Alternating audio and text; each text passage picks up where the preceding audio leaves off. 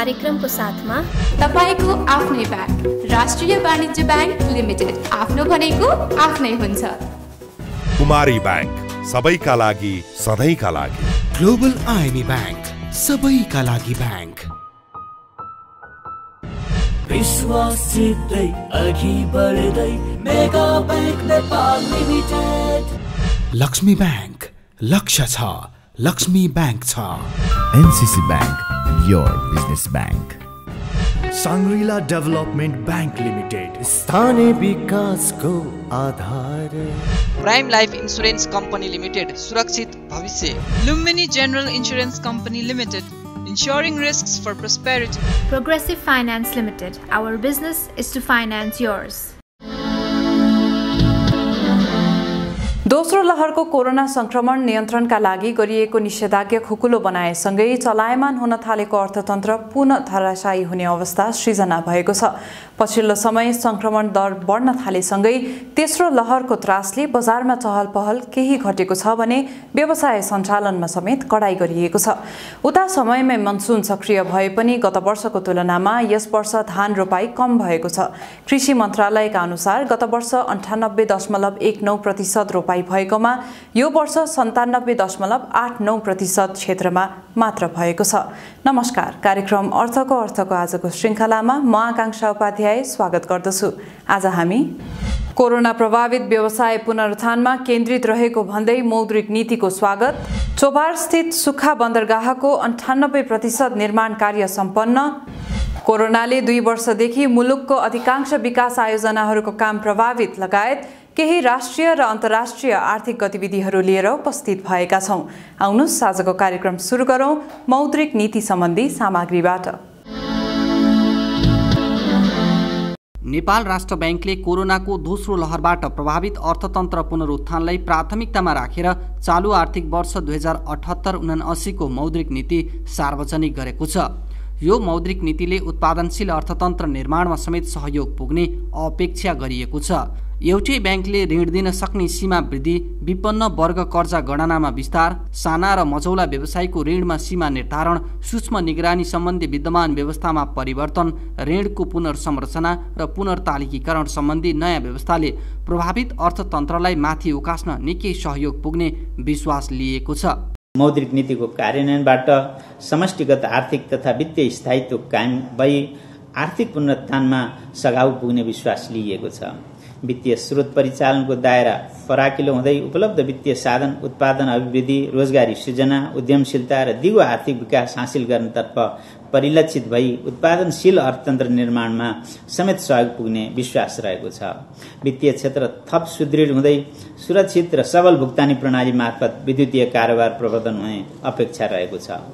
COVID-19 संक्रमणको निरन्तरताले उत्पन्न गरेको अनिश्चितता बीच चालु आर्थिक वर्षको मौद्रिक नीति जारी गरिएको छ। अर्थतन्त्रमा विकसित समष्टिगत आर्थिक तथा वित्तीय स्थिति अनुरूप मौद्रिक उपाय र नियामकीय व्यवस्थाहरूलाई समय सापेक्ष र गतिशील बनाउन मौद्रिक नीतिको त्रैमासिक समीक्षा गरिनेछ। यसका साथै ब्याङ्क तथा वित्तीय संस्थाहरूले 2079 असार मसान्तसम्म कर्जा निक्षेप अनुपात सीडी अधिकतम 90% कायम गर्नुपर्ने र विद्यमान कर्जा स्रोत परिचालन अनुपात सीसीडी सम्बन्धी व्यवस्था खारेज गरेको छ। ब्याङ्क तथा वित्तीय संस्था र लघुवित्त मर्जरलाई पनि विभिन्न छुट एवं सहुलियत दिएर मौद्रिक नीतिले प्रोत्साहन गरेको छ। ब्याङ्क तथा वित्तीय संस्थाहरूले 2079 असार मसान्तसम्म कर्जा निक्षेप अनुपात अधिकतम 90% कायम गर्नुपर्ने व्यवस्था गरी विद्यमान कर्जा स्रोत परिचालन अनुपात सीसीडी रेसियो सम्बन्धी व्यवस्था खारेज गरिनेछ। पुँजी कोष र पुँजी कोषको अङ्गको रूपमा रहेका ऋणपत्र बाहेकका ऋणपत्र र सापट्टीलाई उपरोक्त बमोजिमको कर्जा निक्षेप अनुपातमा समायोजन गर्न सकिने व्यवस्था गरिनेछ। ब्याङ्क तथा वित्तीय संस्थाले रु 1 अर्ब भन्दा बढीको कर्जा लगानी गर्दा अनिवार्य रूपमा स्वायत्तीकरणमा जानुपर्ने व्यवस्था रहेकोमा त्यस्तो सीमा वृद्धि गरी रु 2 अर्ब पुर्याइनेछ। ब्रडब्यान्ड प्रवर्धन गरी सर्वसाधारणमा इन्टरनेट पहुँच पुर्याउने गरी दुर्गम स्थानमा सेवा पुर्याउने इन्टरनेट सेवा प्रदायक संस्थाहरूलाई विशेष पुनर्कर्जा उपलब्ध गराइनेछ। राष्ट्र ब्याङ्कले लगातार 2 वर्षसम्म खुद नोक्सानीमा रहेका ऋणी, फर्म, कम्पनी वा संस्थालाई सूक्ष्म निगरानी वर्गमा वर्गीकरण गर्नुपर्ने व्यवस्थालाई परिवर्तन गरी 3 वर्षको सीमा लगाएको छ। ठूला शेयर लगानीकर्तालाई शेयर धितो मार्जिन कर्जामा कडाई गरिएको छ। एक व्यक्ति वा संस्थाले एक ब्याङ्कबाट 4 करोड र एक व्यक्ति वा संस्थाले अधिकतम 12 करोडसम्म मार्जिन लोन लिन सक्ने मौद्रिक नीतिले व्यवस्था गरेको छ। कोभिड-19 महामारीले समग्र अर्थतन्त्रमा पारेको प्रभाव समेतलाई मध्यनजर गरी बैंक तथा वित्तीय संस्थाहरूले कर्जा प्रदान गरेका ऋणी, फर्म, कम्पनी वा संस्था लगातार 2 वर्षसम्म खुद नोक्सानीमा रहेमा सूक्ष्म निगरानी वर्गमा वर्गीकरण गर्नुपर्ने विद्यमान व्यवस्थालाई परिवर्तन गरी लगातार 3 वर्षसम्म खुद नोक्सानीमा रहेमा मात्र सूक्ष्म निगरानी वर्गमा वर्गीकरण गर्नुपर्ने व्यवस्था गरिनेछ। बैंक तथा वित्तीय संस्थाहरूले कर्जा प्रवाह गरेका ऋणीहरूमध्ये कोभिड-19 को कारण वित्तीय अवस्था तथा नगद प्रवाहमा नकारात्मक असर परेका ऋणीहरूलाई बैंक तथा वित्तीय संस्था स्वयंले विश्लेषण गरी किस्ता रकम घटाई भुक्तानी अवधि थप गर्न सकिने व्यवस्था गरिनेछ। निषेधाज्ञा अवधिको 2078 आषाढसम्म भुक्तानी गर्नुपर्ने EMI, EQY वा अन्य सामा ब्याज भुक्तानी गर्न नसकेका ग्राहकहरूको वित्तीय स्थिति बैंक तथा वित्तीय संस्थाले स्वयं मूल्याङ्कन गरी 2078 पुष मसान्तसम्म भुक्तानी म्याद थप गर्न सक्ने व्यवस्था गरिनेछ। यस्तै मौद्रिक नीतिले यो वर्ष औसत उपभोक्ता मूल्य वृद्धि दर 6.5% सीमित राख्ने लक्ष्य राखेको छ। विस्तृत मुद्रा प्रदायको विस्तार 18% र निजी क्षेत्रतर्फ जाने कर्जा विस्तार 19% हुने अनुमान गरिएको छ। पछिल्ला वर्षहरूमा कर्जा विस्तार व्यापक ढङ्गमा बढेपछि केन्द्रीय ब्याङ्कले यसमा केही बन्देज लगाउने आकलन छ। कोभिड-19 ले अर्थतन्त्रमा परेको असर न्यूनीकरण गर्दै आर्थिक पुनरुत्थानलाई सघाउने उद्देश्यका साथ व्यवस्था गरिएको पुनर्कर्जा, सहुलियत कर्जा लगायत मौद्रिक एवं नियामकीय सहजीकरणले गर्दा कर्जा प्रवाह उल्लेख्य रूपमा बढेको छ। कर्जाको ब्याज दर एकल अङ्कमा रहेको कारण महामारीको समयमा पनि व्यवसाय सञ्चालन लागत घटेको अवस्था छ। शीघ्र आर्थिक पुनरुत्थानको लागि एकातर्फ नियामकीय सहजीकरण र सहुलियत उपलब्ध गराउनुपर्ने आवश्यकता छ भने अर्कोतर्फ वित्तीय स्थायित्वको साथै बाह्य क्षेत्र स्थायित्वमा पर्न सक्ने प्रतिकूल प्रभावतर्फ पनि सजग रहनुपर्ने अवस्था छ। आर्थिक वर्ष 2078-79 मा उपभोक्ता मुद्रास्फीति औसत 6.50% भित्र सीमित राख्नुका साथै आर्थिक पुनरुत्थानलाई प्राथमिकता दिँदै अर्थतन्त्र विस्तारमा सहयोग पुग्ने गरी तरलता व्यवस्थापन गरिनेछ। डिजिटल कारोबारलाई प्राथमिकता दिएको राष्ट्र ब्याङ्कले वैदेशिक रोजगारीमा गएका नेपालीबाट आउने विप्रेषण ब्याङ्कमा जम्मा गरेमा न्यूनतम 1% थप ब्याज दिने बताएको छ। यसबाट वैदेशिक रोजगारीमा रहेका नेपालीको विप्रेषण ब्याङ्किङ प्रणाली मार्फत भित्र्याउन र बचत गर्न प्रोत्साहित गर्ने बताइएको छ। मौद्रिक नीतिले कोरोना प्रभावित अर्थतन्त्रलाई प्राथमिकता दिँदै अधिकांश गत वर्ष नै दिएका छुट तथा सहुलियतलाई निरन्तरता दिएकाले सबै क्षेत्रले मौद्रिक नीतिको स्वागत गरेका छन्। तर विज्ञहरूले वित्तीय प्रणालीमा देखिन सक्ने जोखिमबारे भने चिन्ता व्यक्त गर्दै राष्ट्र ब्याङ्कलाई सचेत गराएका छन्। यो थियो मौद्रिक नीति सम्बन्धी सामग्री। अबको पालो ब्रेक।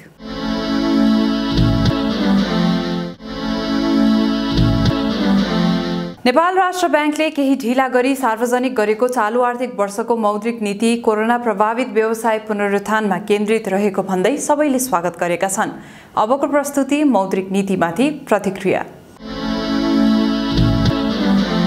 म्याद थप्ने कि नथप्ने, कर्जा पुनर्तालीकरण गर्ने कि पुनर्संरचना गर्ने कि भन्ने कुरा चाहिँ ब्याङ्क र त्यो जुन ऋणी हो ब्याङ्कबाट कर्जा लिने उनीहरूको सहमतिमा ब्याङ्कले नै गर्न सक्ने कतिपय सहुलियतहरू पनि दिएको छ। त्यसैले हामीले यो कोभिडले अर्थतन्त्रमा पारेको प्रभाव, प्रतिकूल प्रभावलाई सम्बोधन गर्ने हिसाबले यो चाहिँ गत वर्षकै यो मौद्रिक नीतिको निरन्तरता जस्तो छ। यो मौद्रिक नीति एकदमै सन्तुलित छ। यसले मौद्रिक विस्तारमा अलिकति कमी गरेर मुद्रास्फीति नियन्त्रण गर्न खोजेको छ, भुक्तानी सन्तुलनलाई ठिक अवस्थामा ल्याउन खोजेको छ। साथसाथै कोरोनाको प्रभाव परेको व्यवसायलाई उकास्नको लागि पनि यो बल चाहिँ पुर्याउन खोजेको छ। गत वर्षको मौद्रिक नीतिले चाहिँ जुन नीतिगत व्यवस्था गरेको चाहिँ चिजहरूलाई चाहिँ कन्टिन्यू गरेको र साना उद्योग व्यवसायीहरूलाई चाहिँ पनि समेट्न खोजेको चाहिँ हिसाबले खास गरेर नेपाल उद्योग वाणिज्य महासङ्घले दिएको चाहिँ सुझावहरू धेरै जसो चाहिँ समेटिएको चाहिँ छ भन्ने चाहिँ म चाहिँ राख्न चाहिँ चाहन्छु। र सँगसँगै यो मौद्रिक नीतिले चाहिँ डिजिटलाइज गर्नको लागि भन्नाले हरेक हिसाबले चाहिँ अलिकति इन्करेज गर्ने हिसाबको पनि मौद्रिक नीतिले चाहिँ बोलेको चाहिँ छ। समग्रमा खास गरेर निजी क्षेत्रको चाहिँ तर्फबाट नेपाल उद्योग वाणिज्य महासङ्घको चाहिँ तर्फबाट चाहिँ दिएका चाहिँ सुझावहरू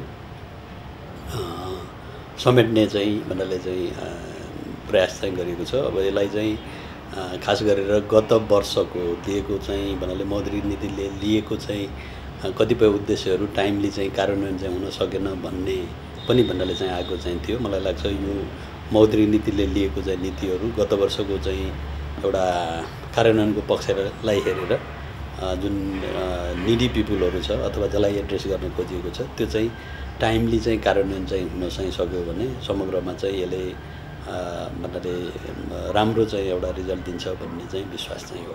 कता कता यो एउटा अलिकति सङ्कुचित तर सन्तुलित भन्दा पनि सङ्कुचिततिर पनि बढी गएको देखिन्छ। किनभने विगतमा सिसिडी रेसियोको 85% लगानी गर्ने व्यवस्था थियो है। सिसिडी रेसियो भनेको क्रेडिट टु कोर क्यापिटल र डिपोजिटलाई हेरेर गरिन्थ्यो। तर कोर क्यापिटलमा बैंक तथा वित्तीय संस्थाको आफ्नो इक्विटी साथै रिटेन अर्निङको पैसाको पनि 85% दिन सक्ने, तर अहिले 90% चाहिँ 90% गरियो। तर यो सिसिडी रेसियोलाई खारेज गरेर सिडी रेसियो मात्र गरियो। यो भनेको क्रेडिट टु डिपोजिट लिमिटको 90% गरियो। यसले गर्दा कता कता मलाई तरलता विस्तारमा पनि यसले अलिकति तपाईको क्षमतामा बैंकहरूको क्षमतामा प्रभाव पार्नेछ। कर्जा प्रवाहको लक्ष्य पनि यसपल्ट 19% मात्रै राखिएको छ। कोभिड-19 प्रभावित अर्थतन्त्रलाई गतिशील दिनको लागि पूर्ण विस्तारकारी मौद्रिक नीति र कर्जा प्रभाव पनि उपलब्ध गराइनु पर्नेमा यसपल्ट यो कर्जा प्रभावमा सङ्कुचन हुने देखिएकोले भोलि यसले तरलताको अभाव ब्याज दरमा पनि चाप बढ्ने सम्भावना देखिन सकिन्छ। नगद लाभांश वितरणमा सीमाबन्दी गर्नु हुँदैन, बरु त्यसलाई चाहिँ त्यो नगद लाभांश चाहिँ तपाईको बजारमा आयो भने लगानीकर्ताहरूको हातमा पर्यो भने बरु त्यसलाई चाहिँ उत्पादनमूलक रोजगारमूलक आयात प्रतिस्थापन गर्ने व्यवसायमा तर्फ परिलक्षित गर्न सकिन्छ। त्यो ढङ्गले पनि राष्ट्र बैंक आउन सक्छ भन्ने थियो। त्यसमा चाहिँ गत वर्षकै 30% को तपाईको मुनाफाको 30% नै नगद लाभांश दिने भन्ने किसिमको कुरा आयो र यो चाहिँ अब थोरै छुट्यो भनौँ हैन।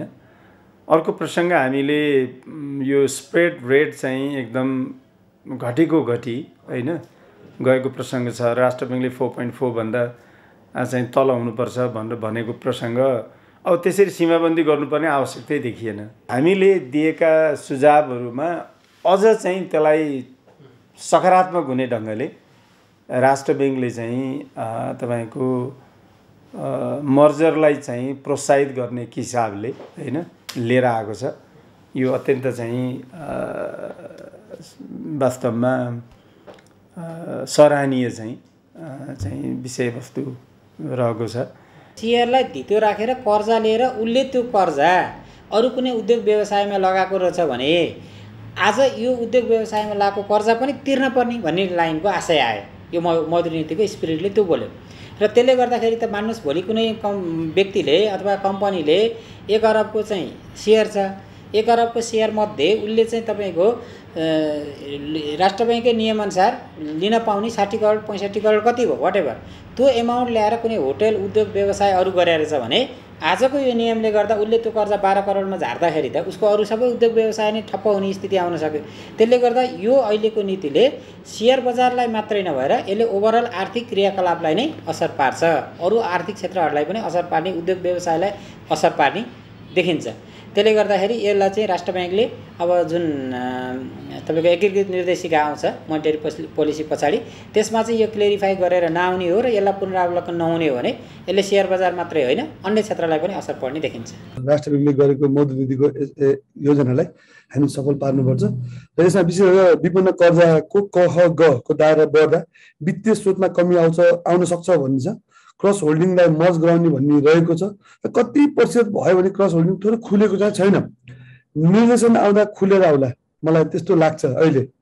र विशेष गरी 1 करोड वा त्योभन्दा तलको कर्जा व्यवसाय गर्न लिएमा बेस रेट 2% प्रिमियम लिन पाइने भन्ने रहेको हुँदा घ वर्गमा यो लागू हुने हो या होइन यो पनि निर्देशनमै कुर्न पर्ने देखिन्छ।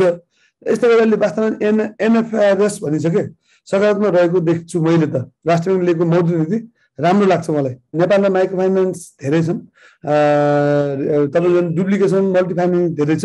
यो मर्जर गर्ने कुराले त हामीले चाहिँ राइट क्लाइन्ट खोज्ने कुरा होइन, यसले राम्रै गर्छ, यसले मैले अन्यथा मान्दिनँ। एज अ माइक्रो फाइनान्स तर्फबाट म त्यो देखेको छु।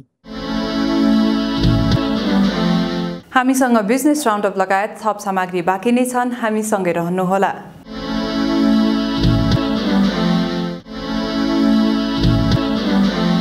स्वदेशी उत्पादनले नपुग्दा गत आर्थिक वर्षको 4 महिनामा नेपालमा करोडौंको आयात भएको छ। फन्चार विभागका अनुसार चैत, वैशाख, जेठ र असारमा 77 करोड 77 लाख रुपैयाँ बराबरको आयात भएको छ। यस्तै पर्यटन व्यवसायीहरूले कोरोना विरुद्ध खोपको मात्रा पूरा गरी शरदयाममा नेपाल आउने योजनामा रहेका पर्यटकलाई अनिवार्य क्वारेन्टिनमा बस्नुपर्ने व्यवस्था लागू नगर्न सरकारसँग माग गरेका छन्। थप आर्थिक सामग्री सहितको अबको प्रस्तुति बिजनेस राउन्डअप। गत आर्थिक वर्ष 2077-78 भौतिक पूर्वाधार तथा यातायात मन्त्रालय अन्तर्गतका राष्ट्रिय गौरवका आयोजनाहरूको प्रगति सन्तोषजनक रहेको दावी गरिएको छ। मन्त्रालय अन्तर्गत निर्माणाधीन 4 वटा आयोजनामध्ये मध्यपहाडी लोकमार्गको भौतिक प्रगति 54% छ भने हुलाकी राजमार्गको 70% रहेको छ। उत्तर दक्षिण नदी करिडोर अन्तर्गत कोशी करिडोरको 22% र कालीगण्डकी करिडोर अन्तर्गतका बेनी जोमसोम कोरलाको 70% र गैँडाकोट रामदी मालढुङ्गाको 27% निर्माण सम्पन्न भएको छ। सडक विभाग अन्तर्गत मध्य पहाडी पुष्पलाल राजमार्ग र हुलाकी राजमार्ग, त्यसै गरी यो उत्तर दक्षिण नदी कोरिडोरहरू यो 3 वटा हुन् र रेल विभागतर्फ एउटा पूर्व पश्चिम रेलवे 4 वटा मात्रै भए हुनाले जुन राष्ट्रिय प्राथमिकता प्राप्त या राष्ट्रिय गौरवका आयोजनाहरूमा राम्रै प्रगति यो विगत केही वर्षमा राम्रै प्रगति भएको छ। किनभने हुलाकी सडकमा पनि हुलाकी राजमार्गमा पनि हामीले काम गर्ने अफिसहरू विभिन्न ठाउँमा 6-7 वटा अफिस राखेर फिल्ड अफिसहरू राखेर काम गरिरहेछौँ। मध्य पहाडीमा पनि 4-5 वटा अफिस राखेर हामीले काम गरिरहेका छौँ। त्यसैले विगतमा भन्दा यो 3-4 वर्षदेखिको प्रगति यहाँले हेर्नुभयो भने प्रगति राम्रै भएको छ। राष्ट्रिय गौरवका आयोजना निर्माण कोरोना भाइरस र लकडाउनले प्रभावित भएको बताइएको छ। निर्माण सामग्री र कर्मचारीको अभावले गर्दा लक्ष्य अनुसार गत वर्ष र अघिल्लो वर्ष पनि काम हुन नसकेको मन्त्रालयले जनाएको छ। गत वर्ष र यो आर्थिक वर्षको अहिले भर्खरै बितेको 76-77 र 77-78 आर्थिक वर्ष भन्नुभयो भने चाहिँ त्यो सम्पन्न नहुनुमा कोभिड पनि कारण छ है। हामीले काम गर्ने सिजनमा दुवै आर्थिक वर्षमा कोभिडको कारणले पनि असर गरेको छ। त्यसले गर्दा किन सम्पन्न भएन भन्नेमा विभिन्न फ्याक्टरहरू छन्। अहिले भइरहेका योजनाहरू जस्तो पुल निर्माणको कार्यक्रमहरूमा बजेट विनियोजन भएको छ, बढी पनि भएको छ, बढेको छ पोहोरभन्दा। त्यसै गरी मध्य पहाडी हुलाकी राजमार्गहरूमा पनि आवश्यकता अनुसारको बजेट चाहिँ विनियोजन भएको छ। त्यसै गरी अर्को राष्ट्रिय गौरवको उत्तर दक्षिण यो कालीगण्डकी कोशी र महाकाली कोरिडोर सडकहरू, कर्णाली कोरिडोर सडकहरूमा पनि हामीले चाहिँ आवश्यकता अनुसारको बजेट विनियोजन भएको छ। त्यसले गर्दा नयाँ योजना त्यसरी सडक विभागमा धेरै छैनन्। हाल सरकारले 22 वटा आयोजनाहरूलाई राष्ट्रिय गौरवका आयोजनाको रूपमा अगाडि बढाएको छ। काठमाडौँको चोबार स्थित सुक्खा बन्दरगाह निर्माणको काम करिब सकिएको छ। स्थानीयको विरोध र कोरोना महामारीका बीच हाल आयोजनाको भौतिक संरचना निर्माणको काम 98% सकिएको छ। फन्सार, सुरक्षा लगायतको काम भने बाँकी छ। अबको 3 महिनापछि बन्दरगाह उद्घाटन गर्ने योजना बनाइएको छ। बन्दरगाह निर्माणका लागि 1 अर्ब 44 करोड रुपैयाँ बजेट छुट्याइएको थियो, तर लागत 12%ले बढेर 1 अर्ब 60 करोड रुपैयाँ पुगेको छ। अब हामीले ह्यान्डओभर लिइसकेको छौँ निर्माण व्यवसायीसँग हैन। अब यसको लगभग सबै काम सकिसकेको छ। अब सानतिनो काम र यो अलिकति चाहिँ यो सडक यो ड्राइपोर्टभन्दा अगाडिको सडकको काम र गेट नम्बर 1 भन्दा अगाडिको चाहिँ अलिकति त्यहाँ चाहिँ पेमेन्ट गर्न बाँकी छ। मेजर काम चाहिँ अब त्यो काम बाँकी छ र अरू सानतिनो कामहरू बाँकी हो। अब लगभग यसको चाहिँ अब 97-98% काम भइसकेको। का बन्दरगाह सञ्चालन गर्नको लागि चाहिँ हामीसँग पर्याप्त चाहिँ तपाईँको पूर्वाधार अब भइसकेको छ। हार्डवेयरको पार्ट सकिसकेको छ। अब हामीले चाहिँ सफ्टवेयरको पार्टहरू तयार गर्दैछौँ। अब यहाँ भोलिको दिनमा चाहिँ भन्सार सञ्चालन हुने हो हैन। चाहिँ भोलि चाहिँ यहाँ भन्सार कार्यालय हुन्छ, क्वारेन्टिन हुन्छ, त्यसै सेक्युरिटी हुन्छ, ब्याङ्क हुन्छ हैन। यसरी चाहिँ अनि हाम्रो क्लियरिङ एजेन्टहरू हुन्छ हैन। यसरी चाहिँ हामी सबै सरकारवाला निकायहरूले चाहिँ अहिले यो बन्दरगाहलाई चाहिँ जतिसक्दो चाँडो सञ्चालन गर्ने भनेर हामी चाहिँ अहिले तयारीमा लागेको छौँ। 220 रोपनीमा बन्दरगाह निर्माण भएको छ। निजगढ काठमाडौँ द्रुत मार्ग, भारतसँगको रेलमार्ग, केरुङ रेलमार्ग र बाहिरी चक्रपथसँग जोड्ने यो बन्दरगाहमा व्यापारिक गतिविधि उल्लेख्य हुने आकलन गरिएको छ। बन्दरगाह सञ्चालनमा आएसँगै व्यापारीले आफ्नो सामानको भन्सार तिर्न कोलकाता, वीरगञ्ज, विराटनगर जानुपर्ने बाध्यताको अन्त्य हुनेछ। जति पनि काठमाडौँ नेपाल बाहिरबाट सामान आउँछ 60-70% खपत हुने त काठमाडौँ उपत्यकाभित्रै हो हैन। भनेपछि अब भोलिको दिनमा चाहिँ व्यापारीहरूले व्यवसायीहरूले चाहिँ हैन हाम्रो सामान चाहिँ काठमाडौँको सामान चाहिँ हामी काठमाडौँमै गएर भन्सार क्लियर गर्छौँ र त्यहीँ गएर चाहिँ हामी चाहिँ भन्सार तिर्छौँ भन्यो भनेदेखि उहाँको लागि चाहिँ त्यो एउटा चाहिँ वातावरण चाहिँ अब सृजना भयो। र बन्दरगाह भएको ठाउँ चाहिँ वीरगञ्जमा छ, विराटनगरमा छ, काँकडभिटामा छ, तातोपानीमा छ हैन। र अब हाम्रो चाहिँ यो काठमाडौँमा छ भने चाहिँ अहिले जति पनि हाम्रो चाहिँ भन्सार कार्यालयहरू छन् त्यहाँ चाहिँ अब एउटा चाहिँ पालो कुर्नुपर्ने अवस्था पनि छ हैन। जस्तै वीरगञ्जमै भन्नुभयो, भैरवामै भन्नुभयो भने हैन। अब भोलिको दिनमा चाहिँ उहाँहरू चाहिँ अब यहाँ आउनुभयो भने चाहिँ अब त्यताको लोड पनि कम हुने भयो र यताको लागि पनि चाहिँ काम हुने भयो। बन्दरगाहमा 500वटा ट्रक र 500वटा कन्टेनर पार्किङको सुविधा रहेको छ। यस सुक्खा बन्दरगाहमा 3वटा ब्लकको गोदाम बनेका छन्। साथै 1300 वर्गमिटर खुल्ला जाँच क्षेत्र रहेको छ। सामान जाँच्ने स्टेशन, लोड अनलोड, नापतौल र नियन्त्रण कक्ष, पार्किङ तथा सडक निर्माण गरिएको छ। विश्वभर सबैभन्दा बढी डाउनलोड हुने मोबाइल एप टिकटक भएको छ। एप विश्लेषक कम्पनी एपएनले सार्वजनिक गरेको मोबाइल एप ट्रेन्ड 2020 शीर्षकको प्रतिवेदनले चिनिया सर्ट भिडियो सेयरिङ एप टिकटकलाई सर्वाधिक डाउनलोड हुने एप बताएको हो। गत वर्ष पहिलो पटक टिकटकले फेसबुकलाई उछिनेर सूचीको शीर्ष स्थानमा उक्लिएको छ। सन् 2019 मा सर्वाधिक डाउनलोड हुने एपहरूको सूचीमा टिकटक चौथो स्थानमा रहेको छ। सूचीको शीर्ष 5 स्थानमध्ये बाँकी रहेको 4 स्थानमा फेसबुकको स्वामित्वमा रहेका एपहरू परेका छन्।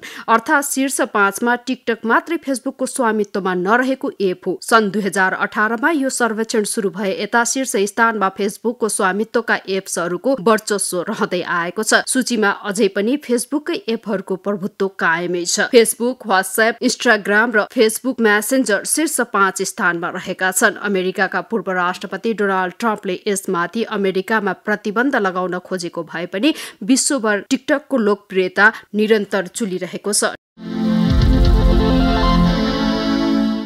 चीनले घरेलु बहुराष्ट्रिय प्रविधि कम्पनी टेन्सेन्टमाथि मेसेजिङ एप विच्याटको युथ मोडेल नाबालिगहरूको सुरक्षा सम्बन्धी कानूनको पालना नगरेको भन्दै मुद्दा दायर गरेको छ। युथ मोडले युवाहरूलाई भुक्तानीमा पहुँच, निश्चित खालका गेम खेल्न प्रतिबन्ध लगाएको छ। एपले चिनिया कानूनको उल्लङ्घन के कस्तो कारणले कसरी गरेको छ भन्ने खुलाएको छैन। चीनको दाबीबारे अनुसन्धान गरिने टेन्सेन्टले जनाएको छ।